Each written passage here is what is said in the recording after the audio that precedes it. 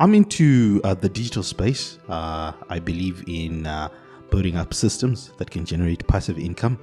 And also, we're in the commodity space where we link suppliers and clients. There are a lot of opportunities on the African continent.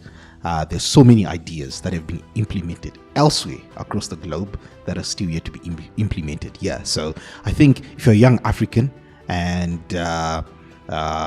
you're in the entrepreneurship space in business, take some time, study, get used to different business models around the world. If you can travel, see new places, see new things, and implement them in your local economy.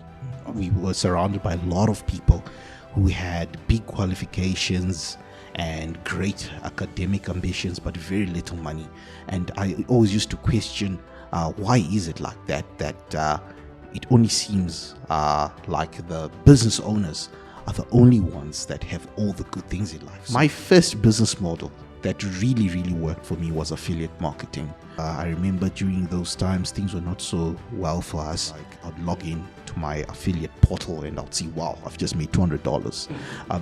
And another day, boom, $1,600. You know, it was a life-changing exercise. If you want to create wealth, you need to understand that you have to make time your friend. To me, money is simply a tool that I use to advance my goals and dreams. That's my perspective. So as an entrepreneur, you have to understand what's your relationship with money. I think you should start seeing money more like a person. How you relate to money. With time, as your perspective improves, you get to a point whereby your money will start working for you like a servant. Like I said, you need to start relating to money like a person. And the more you understand money, the more it starts working to you. The same way you might have a worker working for you, money will start working for you. The day you die, nobody except for your family really cares. In close friends, some friends really do become family, but to the rest of the world that you're trying to impress, they'll forget about you. So at the end of the day, invest your money in what matters to you. Don't be pushed to make decisions because of someone else.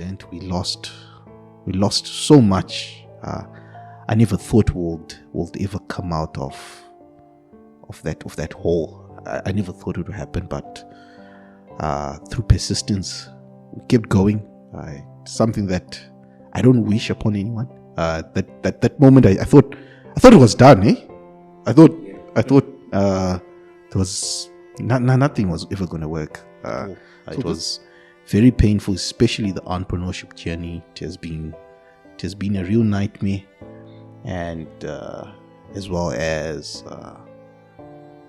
a lot of wonderful moments as well. All right. Welcome to the Success Equation podcast. This is episode 3, and we have an awesome guest lined up with us today. He has so much of knowledge. I can't wait for him to share it with us. So get your notepads out because it's going to be good. Let's get straight into it. Hold on. We've got something special for you. The timestamps for each question are displayed right now on your screen and listed in the video description. So if you're curious about a specific topic or just want to skip ahead, feel free to check them out. Let's dive right into the magic of this episode. So, who are you? Good morning, Mikhail. Thank you very much for having me on this podcast. To those who don't know me, my name is Kennedy. I'm a young entrepreneur who's interested in success. Awesome, Kennedy. Thank you so much for coming on the show. What do you do? I'm into the digital space. I believe in building up systems that can generate passive income. And also, we're in the commodity space where we link suppliers and clients. Yeah. Awesome. That's really interesting because a lot of people are in that space of they start their business at a point where they just connect suppliers and consumers, and they form a full business out of it. Do you think that's a good business model? It's a very good business model. I think connecting people, that's one of the skills that every entrepreneur should possess. Awesome. So, Kennedy, what would you say is your mission in life? My mission is to connect with a lot of like-minded people on the African continent and beyond, because I believe that Africa is the future of the global marketplace. So, do you think it is the right time for African entrepreneurs to start a business? Definitely. Across the African continent, a lot of the youth are buttered with unemployment. I think this is the perfect time to take a risk in this world where employment jobs are very scarce. This is a perfect time to start a business, given that we've got the youngest population on the planet, and with youth comes potential. Awesome. So, what opportunities would you say that people can find in Africa in terms of business or just pursuing some sort of journey? There are a lot of opportunities on the African continent. There's so many ideas that have been implemented elsewhere across the globe that are still yet to be implemented here. So I think if you're a young African and you're in the entrepreneurship space in business, take some time, study, get used to different business models around the world. If you can travel, see new places, see new things, and implement them in your local economy. Awesome. So, there's so much of business models that people can choose from. Definitely. To obviously implement in this continent. Yes. And, a lot of people say that Africa is behind the world. Yes. So something that it's very debatable. But a lot of people say that something that might be successful in America now hasn't really gotten to Africa yet. Yes. But I don't really agree with everything. But what business model can you identify that you think people should hop on? One business that will always thrive, it's agriculture, because I think people always need to eat. That's one business you can never go wrong. And I think as the global population continues to grow, the food demand is going to skyrocket. So I think that's a sector that a lot of young Africans should really look into. And so how can a normal African like me, get into agriculture? It's very simple. I think as an entrepreneur, you need to study the system around you. If I'm to ask you a question, have you, for example, gone through the content or the materials that are offered by the Department of Agriculture and Lands in your country? Most young people, they haven't. So I think you have to study those documents. You really have to know what you're working with before you get into any business or start up any venture. Because on the African continent, it's not one country. There's so many different countries, and you need to know what you're dealing with. So the very first step, identify the laws that regulate what you're doing. And then from there, you can then implement different models. Maybe you get in there as someone who is supporting farmers that are already there, maybe with some technology, and linking them up with clients as well. So based on what you just said, Yes. why do you think the African continent is the future of global business? Right now, labor is very cheap on the African continent. If we look back at what China used to be before they became this big economic powerhouse. In China, we used to have sweatshops. I don't encourage sweatshops in Africa. I think we can do it better. But I think usually most youthful people, most young people, they don't really have so many needs. And I think that's a plus for employers, which means you can actually save quite a lot by employing young people. So getting to the point that you just mentioned of cheap labor. Yes. How would you say that the African continent competes with the likes of India in terms of cheap labor? I think the cheap labor in India, it's of higher quality, because I think the government there has really invested in the human capital. And I think human capital is that natural resource that is very important for every economy. So cheap labor in India is definitely more skilled but affordable. So in Africa, I think we really have a lot of ground to cover. We need to give our young people practical knowledge, and not just fill their heads with information. Yeah. So do you think as entrepreneurs, we should utilize that cheap labor to help our business grow? Of course, we should. We are capitalists. We don't create. We don't create or regulate what amounts people should earn.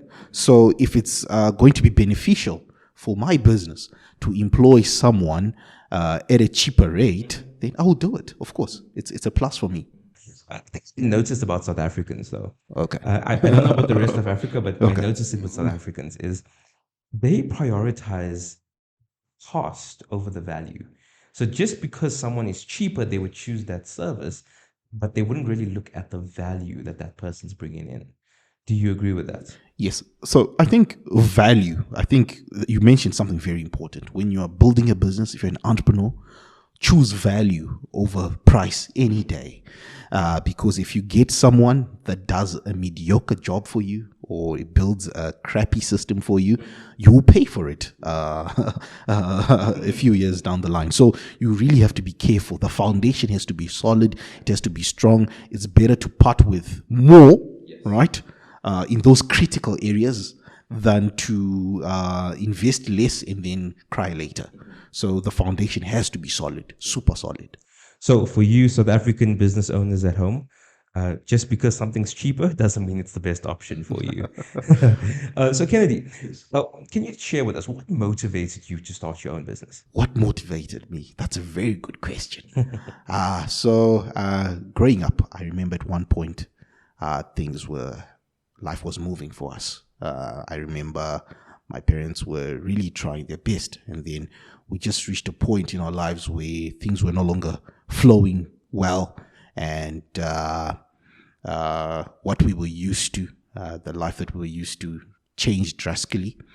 If I recall correctly, I think I was around about 6-7 years old, and there was a court case for this other businessman. It was broadcasted on live TV, and people called him so many names. They called him greedy, and some saw him as a menace to society. But for me, I saw a man that had everything that everyone else wanted. And from that moment, it really sparked something inside of me, because within the community, we were surrounded by a lot of people who had big qualifications and great academic ambitions, but very little money. And I always used to question, why is it like that? That it only seems like the business owners are the only ones that have all the good things in life. So from that moment as a child, seeing this businessman, though very controversial, I later found out, he would walk around with his briefcase, walking out of the courtroom. And I remember as a child, I was like, you know what? Let me get myself a little briefcase. Let me move around with a little briefcase, because I saw this guy as some sort of a hero or someone who did something beyond the normal, which I think sparked that inside of me, because around me, I'd look everywhere and I'd see that just a few people were making it in life, and you'd hear, oh, well, so-and-so owns the supermarket down the road. That's why he's driving the latest car. So-and-so, he owns the insurance company. That's why he has got that fancy house. So it really got to me at a very young age.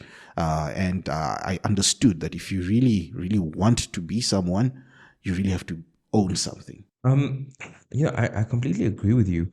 But when you actually made that decision to start your own business, what were the initial challenges that you faced? So starting off, I started off with my brother at a very young age. We started off by trading PlayStation games at school, switching games from one school to the other, and just meeting up with so many young people. And I think that's where it all started, when we saw the potential that, you can really start something small and it can really become big. So that was the moment that really when my entrepreneurship journey started. Yeah.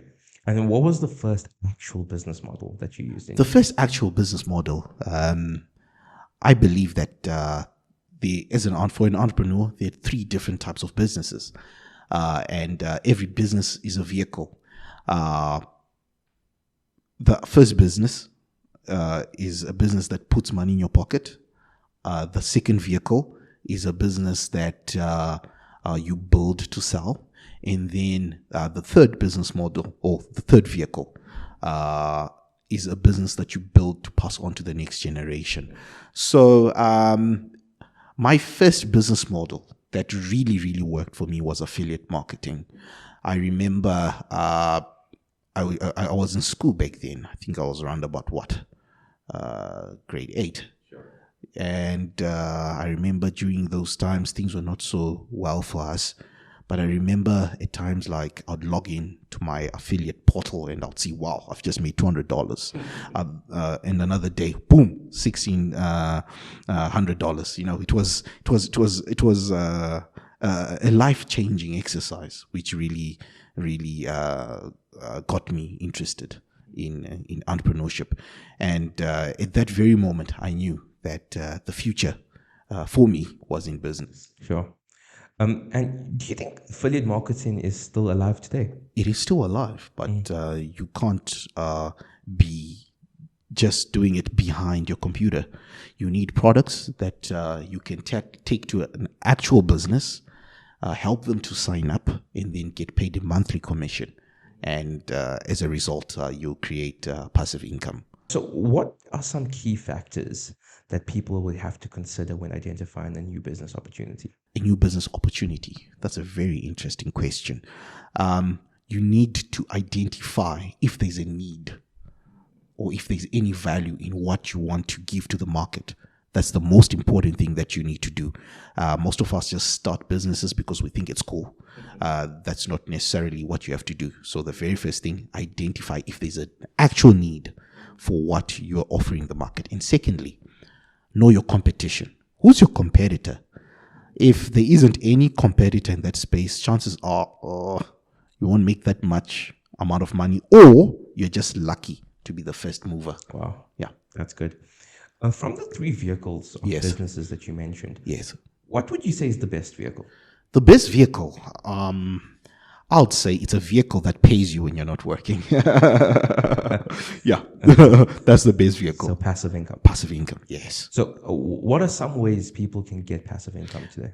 I think the easiest way to build passive income, and I won't lie to you guys, it won't happen overnight. It can take months, years, and a lot of hard work. So the best way to start a business that can pay you on a monthly, daily, for some, on a daily basis, it's actually by selling someone else's products through affiliate marketing. I think affiliate marketing has become so boring because what we hear is we hear of a teenager in his mom's basement blasting emails to everyone, buy this, buy that.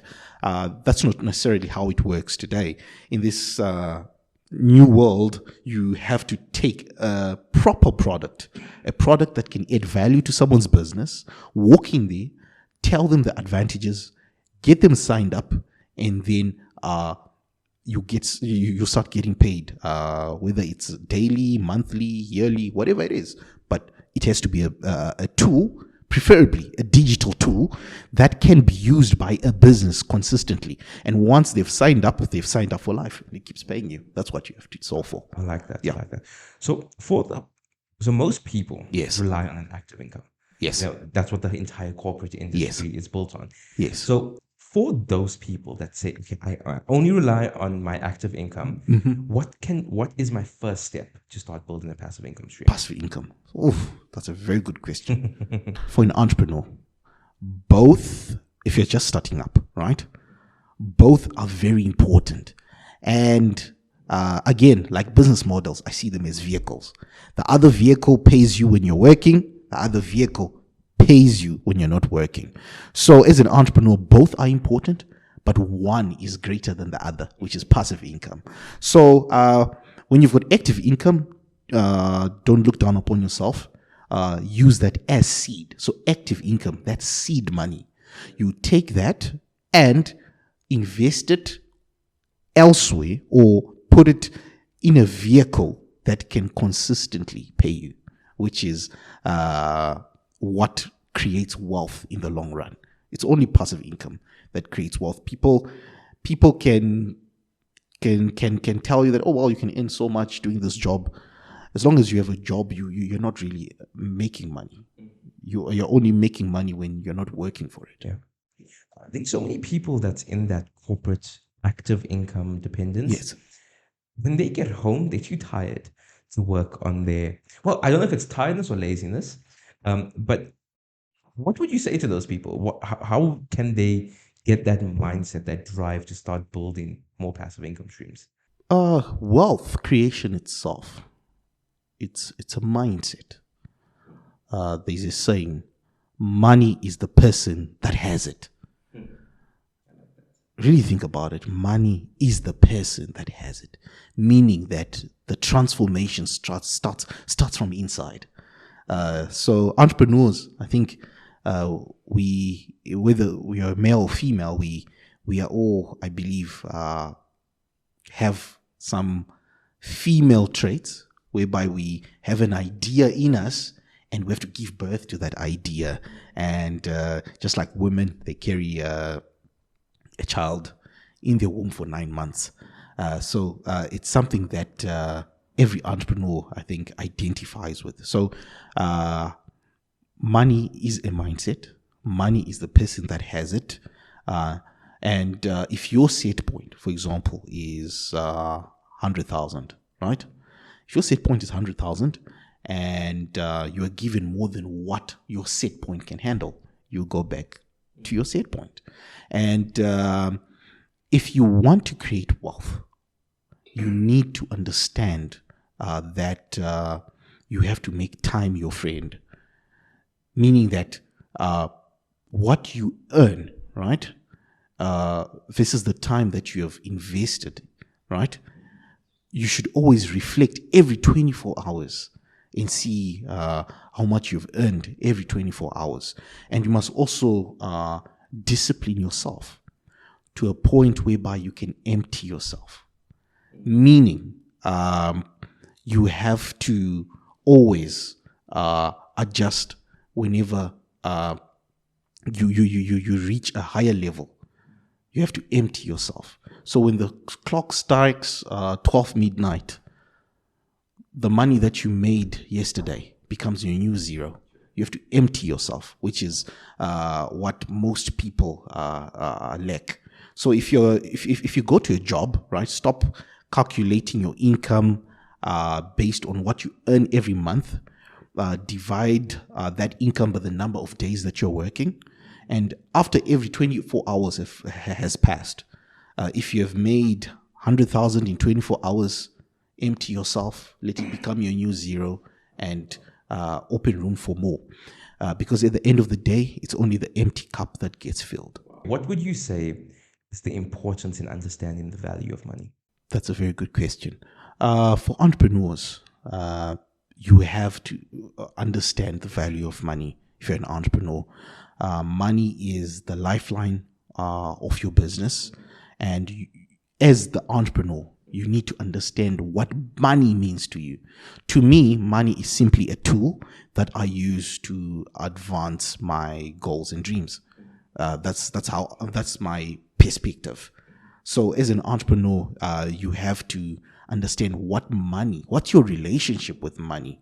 I think you should start seeing money more like a person, how you relate to money. And with time, as your perspective improves, you get to a point whereby money will start working for you like a servant. Like I said, you need to start relating to money like a person. And the more you understand money, the more it starts working to you. The same way you might have a worker working for you, money will start working for you. That's good. So how would you differentiate between real money and fiat currency? Fiat currency. Fiat currency is basically money that's issued by government. It's not backed by anything, but by the government that issued it. Real money, these are your deflationary assets like precious metals and cryptocurrencies. And the actual value in real money, right? If we look back in 2000, right? An ounce of gold used to cost around about plus minus $270. Today it's almost $2,000. If we go back to 2009, Bitcoin was around about less than a cent. Today it's around about $30,000. During the bull run, its all-time high was over $68,000. Those are deflationary assets. But if you try and buy what you used to get, right, for your dollar in 2000 today, you notice that you actually have to spend more, which shows you that inflation is the enemy of fiat currency. And real money is the only, the real money retains its value. So in my perspective, right, fiat currency is monopoly money. We use fiat currency to play the game, and at the end of the day, we take that fiat currency and convert it to actual value, which is precious metals, real estate, and crypto assets. Yeah. So how does one find a balance in investing in crypto money or commodities or property or stuff like that? I would say to people, invest in yourself before you start investing. Meaning, get an understanding. Don't leave it all to the experts, because you must understand, the very same people that are saying invest, invest, invest, it's a business for them. That's how they make money. That's how they make money when you give them your money to invest on your behalf. So I prefer to be more hands-on. I'd say invest in practical knowledge that you can use for yourself, and understand what you're getting into at the end of the day. That's the most important thing. That's the foundation. And after that, grow your income streams, right? Preferably passive income, and then invest in things that can actually maintain their value or increase in value over time. And what you need to understand as well is that if you're earning fiat currency, your earning capacity should always outperform inflation at all times. Always outperform inflation. You can't afford to be earning 30,000, right, every month for the next 5 years. Your 30,000 is not what it was 5 years ago. Its buying power is now less. So I would encourage people, get practical knowledge. Don't just fill your head with information. Get knowledge that once you have received it, you can actually implement it in your life. And then you start investing. So when you're earning fiat currency, understand that it should always, number one, outperform inflation, and number two, you must convert it to actual value. Don't keep fiat currency. I love what you said. I love the word that you Thank mentioned as well, earning capacity. Yes. It's so important for people to increase their earning capacity. Correct. Instead of focusing Yes. right now on investing that Yes. 200 rand towards gold or whatever, take that 200 rand and buy a book. Exactly. Buy a Udemy Exactly. course. Buy something that would teach you a skill Yes. that would increase your earning capacity. Exactly. Because when your skills increase, Practical your earning knowledge. capacity becomes Practical higher, knowledge, yes. and your value then increases. Exactly. And you may not see the immediate return on that skill or the value, but down the line, Yes. that value is 100%. I agree with you, brother. awesome. Spot on. So what would you say would be the balance between saving Yes. for your future and investing for growth in your future? Investing. So to me, I don't like playing it too safe. So I think I would always go for the investing option in things that I understand, I think that needs to be noted. Saving is simply stockpiling capital while it's not doing anything for you. However, when you invest, though there's a great amount of risk there, your money will be working for you. So I would say, especially to young people, you don't have anything to lose. You can lose everything. If you're 20 years old now, or 19 or whatever, you can lose it over and over again and still make it back. So why not take the risk? So what steps would you say individuals can take to develop a healthy relationship with money and make sound financial decisions? I think the very first step is to identify what you want for yourself and to not be easily pushed by other people. I think when it comes to money, a lot of people are influenced by peer pressure. We want to keep up with what our friends are doing and what everyone else is doing. There was a time when myself and one of my wealthy friends, we walked into a dealership, and there were supercars everywhere. And he had said, you know what, one day we'll both walk into a car dealership and buy supercars and just drive off. And I remember we got in there, we sat in the cars. I was like, oh man, this is the day, right? And he sat in a very, very nice car.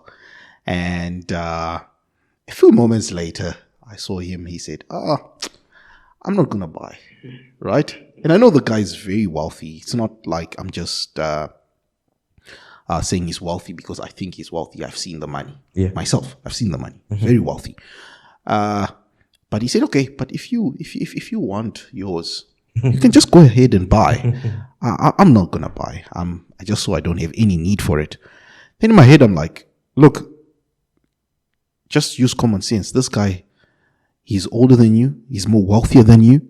Why would you want to buy something that someone that has more than you is not buying? And then it just hit me, and I'm like, no, man, I can buy this car. Literally, I can buy this car. But if someone that has got more than me is not buying, why should I? And I think as people, sometimes we want to do things because we can. But simply because we can, it doesn't mean that it's the right time. That's good. And I think that's what we need to learn. If it means that you might be having money to actually buy certain things you always wanted, if that money is actually seed for the bigger picture of what you want to achieve in your life, then don't spend it. Don't spend it. So I think a healthy relationship with money starts when you know what you're solving for. Know what you're solving for in your life. You're not under pressure to please anyone. The day you die, nobody except for your family really cares. And close friends, some friends really do become family. But to the rest of the world that you're trying to impress, they'll forget about you. So at the end of the day, invest your money in what matters to you. Don't be pushed to make decisions because of someone else. That's good. I think at some point in everyone's life, they will experience some sort of failure, or something will not go the way they expected it to go. Life never goes according to plan. Can you share with us a significant failure or setback that you may have experienced in your entrepreneurship journey and how you overcame it? Being an entrepreneur is very painful. It's not easy. People talk about it like it's this cool thing. It's not cool. Let's start there. It's not cool. I think being an entrepreneur can really humble you. I remember my brother and I, there's a very lucrative opportunity that we missed during the lifetime of that opportunity. And if we had played our cards correctly at the right time, we would have made never work again type of money. But what we did is we missed the train. by a few years. And by the time we had the money to execute the idea, the train had already left the station. And if you try and catch a train that has already left, you can get hurt. So it was a lesson learned. We lost so much. I never thought would ever come out of that hole. I never thought it would happen, but through persistence, we kept going. Something that I don't wish upon anyone. That moment, I thought it was done. I thought there was nothing was ever going to work. So this belief that entrepreneurs are superheroes. They're not superheroes. They're simply people, ordinary people who are trying to do the impossible. Yeah. And when you really work, sometimes I believe, as a religious person, I believe that God does open a way. So yeah, we have to put in our effort at the end of the day, but I believe that there's someone who's bigger than us who helps us throughout everything that we do. Definitely. And man, people do not understand the discipline that comes in being an entrepreneur. Very They true, don't yes. understand, because remember, when you work in a normal job, Correct. you have tasks delegated to you, you have obligations, you have people checking in on you, you have your manager that's always on your case, and that forces you to have those tasks completed or forces you to do those tasks. Correct. But as an entrepreneur, you are your own boss. You have to have your own self accountability, and nobody's going to check up on you at the end of the day to say, hey, Mikhail, or hey, Kennedy, did you do this, and this? Yes. I think that's why it's probably so much of a blessing for you to work with your brother. Yes. Because in that relationship, in that business relationship, there must be some sort of accountability between you guys. Yes, definitely. Accountability is the name of the game. I have things that I'm responsible for. He's got his own things that he has to do. And what we have a system that at the end of the day, we log in and check who's really, really applying themselves, who's not doing what. And sometimes you'll be like, oh man, I don't want to be the guy that is asked, why is your stuff not up to date?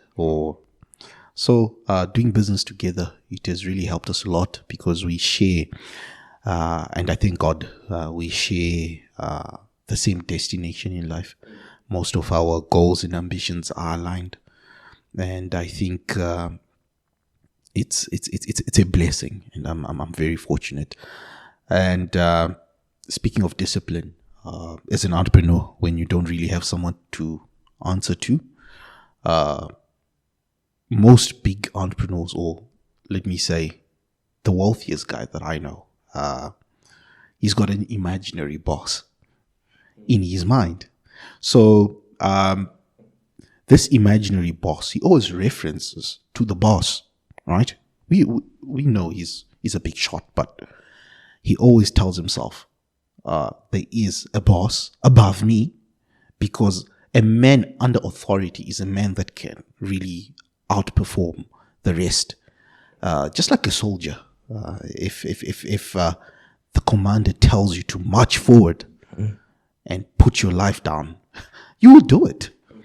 So you have to develop that skill of self-parenting as an entrepreneur, where literally you have the bigger Mikhail, the Mikhail that wants to go places and be someone, telling you every time, wake up, do it.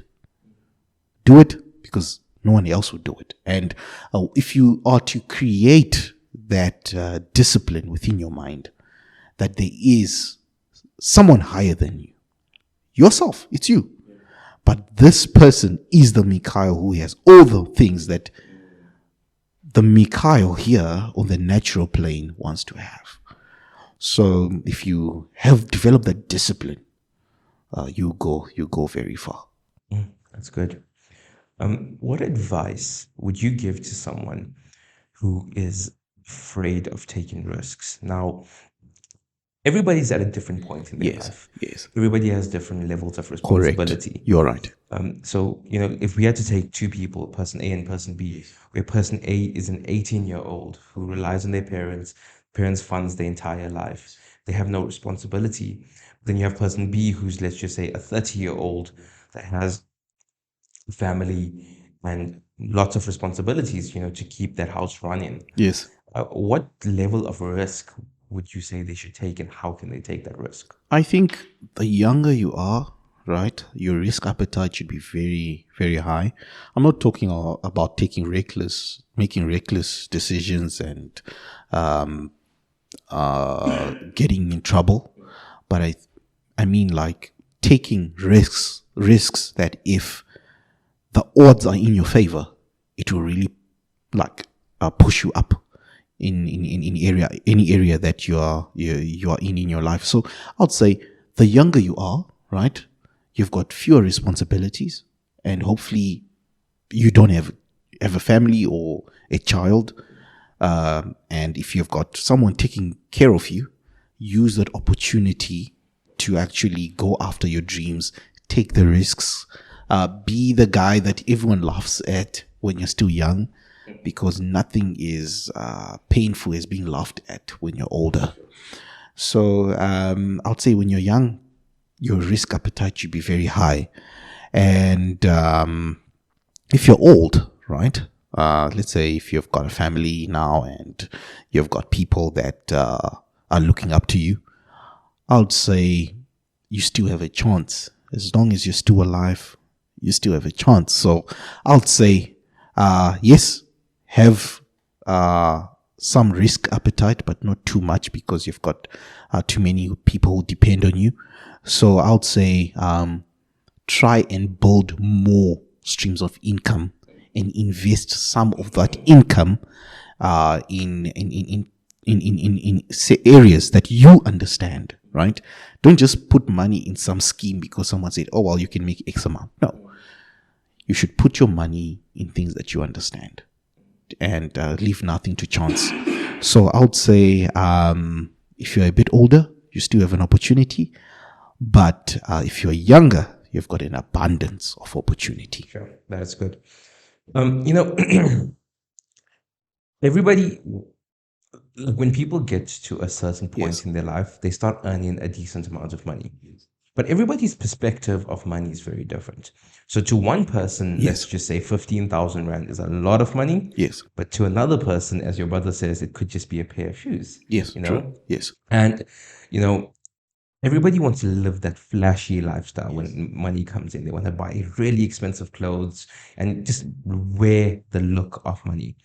But how would you say people can develop a healthy relationship with money? The healthy relationship really it starts in knowing what you want. Like I mentioned earlier, you shouldn't be pressured by anyone to make financial decisions. And secondly, your set point. What is your set point? If you believe that 100,000 is all you can ever make in a month, that's all you ever make. That's the sad reality of life. What you believe you are worth as an entrepreneur, I'm talking to entrepreneurs, is what you usually get as an entrepreneur. So I would say don't be pressured by anyone to make financial decisions, because you're all not spending from the same purse. And maybe the guy that is living that flashy life, he just doesn't have one purse. He's got multiple purses. So be very careful. If you've got your little golden egg, don't lose it trying to please everyone. So I think that's what I would advise them. Yeah. All right. So the segment that we like to do on the show is where we ask each guest a hypothetical question. Yes. So for your hypothetical question, I'm going to ask you, if you went back to 20 years old, okay, Yes. and I told you that you could either start working a desk job that pays you 150,000 Rand per month for the first 10 years. Okay. And after that 10 years, there's opportunities for your salary to increase. All right. Okay. Or you could start your business journey again, but from the first 10 years, I'm going to put a cap on your salary of 80,000 Rand per month. Okay. And obviously, in that business journey, you're going to have all of the challenges of business. You're not going to immediately start earning 80,000 Rand a month. 80,000. Yes. But after the first 10 years, there's no limit on how much money you can earn. Which option would you choose and why? I think if you're still young, right, go for the experience. And especially if you want to be an entrepreneur, start young. There's a saying, early to rise, early to shine. If you can hit the nail on the head at a very young age, you can really go further than the guy who does it later on in life. So I'd encourage anyone to choose the option whereby they earn 80,000 a month for 10 years while being trained on the ground, hands-on, in this space of entrepreneurship, because it's not an easy journey. It's not an easy journey, but the earlier you start, the better. The better it will be for you. Yeah. So another question that we like to ask each guest is, if you lost everything, all you had was 500 Rand left, how would you get back on your feet again? Oh, that's a very difficult question. Like I mentioned earlier, being an entrepreneur is very difficult. However, I think I would give myself 5 years, and not get too excited. I think I would look for something that I can sell to companies, preferably small businesses, preferably maybe a SaaS product, software as a service product, that the small businesses can subscribe to, and while I get paid a monthly commission for that. So I think I would go with a platform like GetResponse and reach out to as many entrepreneurs out there who want to collect their clients' data and store their information. Reach out to as many of them, not collect any money from them, but just to encourage them to sign up and use the product. Because what happens is, once a business, right, has its data on a particular platform, it's more like they're married to that platform forever. So if I can officiate thousands of marriages between GetResponse and so many young or small businesses out there, I think I'll do well financially. So I'll give myself 5 years and develop it from there. Yeah. How would you actively promote that business and actually get those entrepreneurs to agree to your service?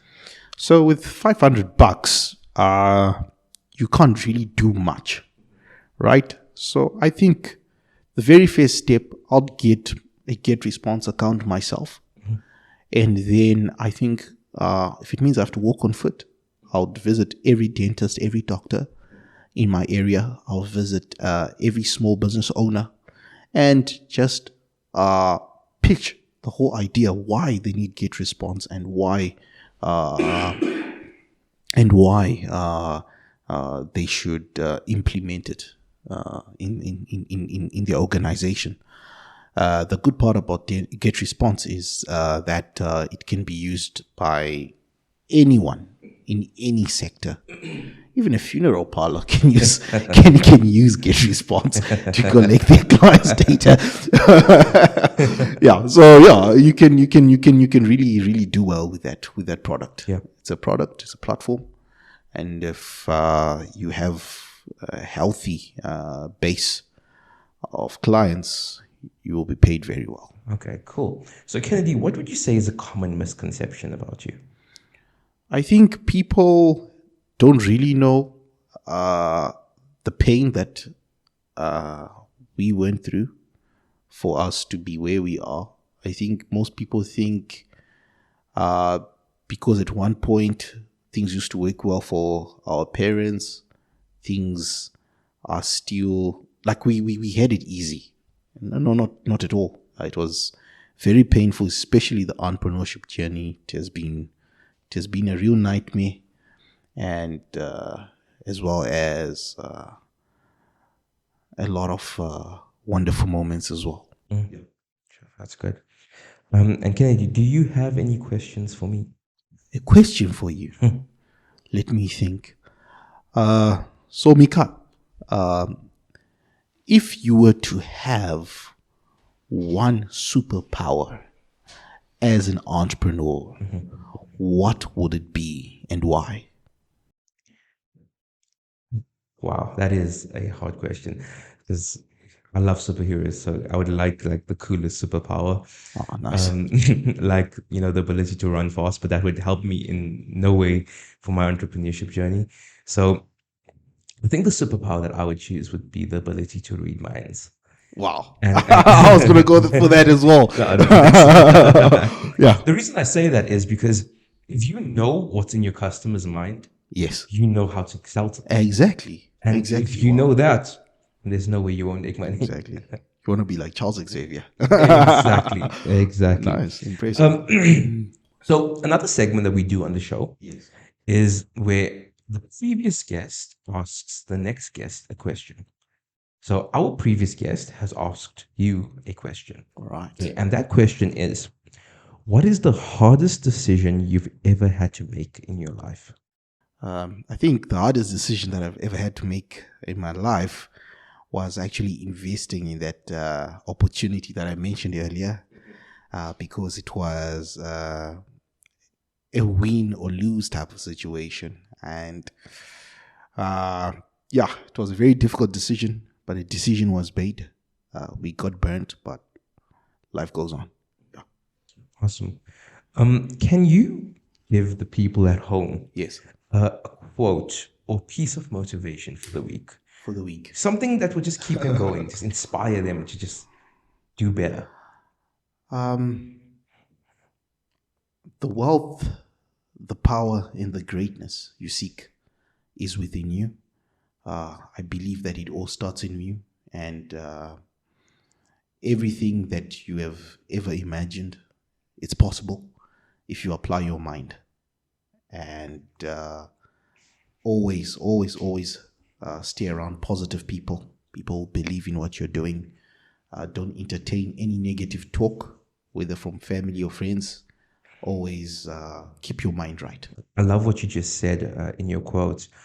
People don't understand the importance of having a good environment around you. Correct. Just having supportive people. Correct. Having people with the right mindset around you. There's that common saying that if you sit in a trash can long enough, you'll begin to smell like trash. Very true. Yes. And people don't see that that's actually how it works in life. When your parents tell you at home that your friends determine your future, it's true. Yeah. Environment is more powerful than willpower. I remember when we were going through a very difficult time as a family. When you walk into our house, that time we had like a little radio. You just hear motivational content, self-development materials being played 24 hours. Sure. We saw that there was no use for us to watch or listen to anything else. Oh. It was just, we would sleep with that little radio on, just listening 24 hours. So environment is more powerful than willpower. You can try and say, I'm going to set my mind and do this. But if you create an environment around you that pushes you or that channels you towards a particular goal, you'll go very far. Because at the end of the day, your vision for your life guides your mind, and your mind directs the body towards what you want. So environment is always more powerful than your willpower. How would you say someone can practically better their environment? I think it starts off by eliminating all the distractions, which can be TV and unnecessary use of social media, and actually feeding your mind the same way you feed your body with the right information and content that takes you further in whatever you're doing as an entrepreneur. That's very good. So your environment should be created by what you watch, what you see with your eyes, and what you hear with your ears. Sure. I like that. It's very good. And the final question Yes. of the podcast is, as you know, this podcast is called the Success Equation. Yes. Yes. So, Kennedy, what is your success equation? I think we are a product of time and discipline. So my success equation would be F plus E equals S. Focus plus effort equals success. That's my success equation. Awesome. Really like that. Great. stuff. I'm glad Thank you you love so it. much for everything. You're welcome, Awesome. brother. That's the third episode of the Success Equation. Kennedy was awesome. Hey, so I told you that podcast was going to be good, and boy, was it good. But anyways, thank you guys for joining us. Next week, we have an awesome guest as well. He was the MEC of Finance, and he was in charge of the 7th largest pension fund in the world, worth over 900 billion rand. So he's going to share some good information to help both you and me. So stay tuned. See you there.